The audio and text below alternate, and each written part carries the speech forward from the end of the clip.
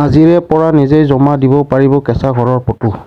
চৰকাৰী ঘৰ লাভ কৰিবলৈ হ'লে আপুনি কি নথিপত্ৰ সাজু কৰি ৰাখিব লাগিব।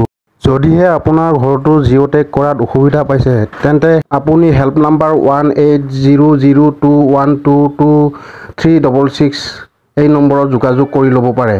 এই বিষয়ে ৰঞ্জিত কুমাৰ দাসে কি চৰ্ত বান্ধি দিছে, ভিডিঅ' ক্লিপছটো আগবঢ়াই দিছোঁ। আমাৰ যিহেতু প্ৰধানমন্ত্ৰী আৱাস যোজনা আমাৰ এতিয়া জৰীপ চলি আছে আৰু এই জৰীপসমূহ যিহেতু জীৱিকা সখীসকলে কৰি আছে, যিহেতু বহু ঠাইত আমাৰ বিধায়কসকলে জনাইছে যে এই জৰীপ কাৰ্য ২৭ তাৰিখৰ ভিতৰত সমাপ্ত নহ'বগৈ পাৰে আৰু যদি নহয় তেতিয়াহ'লে নামবোৰ বহুত ৰৈ যাব।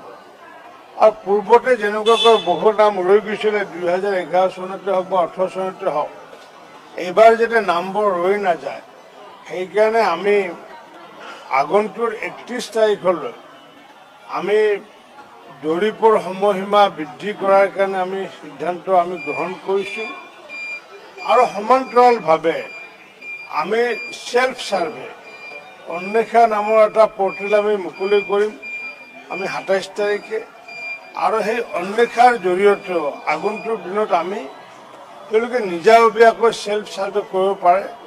মই সেইকাৰণে বিধায়কসকলক, জনপ্ৰতিনিধিসকলক, সমাজৰ শুভাকাংক্ষীসকলক সকলোকে আহ্বান জনাইছোঁ যে নিজৰ গাঁৱত থকা যিসমূহ দুখীয়া ব্যক্তি, সেই দুখীয়া ব্যক্তিসকল যিহেতু তেওঁলোকৰ নিজে সেল্ফ সাৰ্ভে কৰিব নোৱাৰিব, হয়তো তেওঁলোকৰ এণ্ড্ৰইড মোবাইল নাথাকিব বা জীৱিকা সখী নাযাব পাৰে, গতিকে তেনেকুৱা ঘটনা যাতে নহয় এইবাৰ, তাৰ কাৰণে সমাজৰ সমূহ ব্যক্তিক দল সংগঠন নিৰ্বিশেষে, জাতি ধৰ্ম বৰ্ণ নিৰ্বিশেষে সকলোকে মই আহ্বান জনাইছোঁ যে এই জৰীপ কাৰ্যত যাতে তেওঁলোকে সহায় কৰি জীৱিকা সখীৰ জৰিয়তে হওক বা সেল্ফ সাৰ্ভেৰ জৰিয়তে হওক নিজে যাতে ৰেজিষ্ট্ৰেশ্যন কৰি পেলাই নিজৰ নামটো যাতে আগন্তুক অন্তৰ্ভুক্ত কৰে, তাৰ কাৰণে জৰীপটো আমি 31 তাৰিখে শেষ হ'ব। আমাৰ জৰীপটো শেষ হোৱাৰ কথা আছিলে আমাৰ ২৭ তাৰিখ, গতিকে আমি আৰু 3 দিন অতিৰিক্ত দিম যাতে জৰীপ সম্পূৰ্ণ কৰিব পাৰোঁ।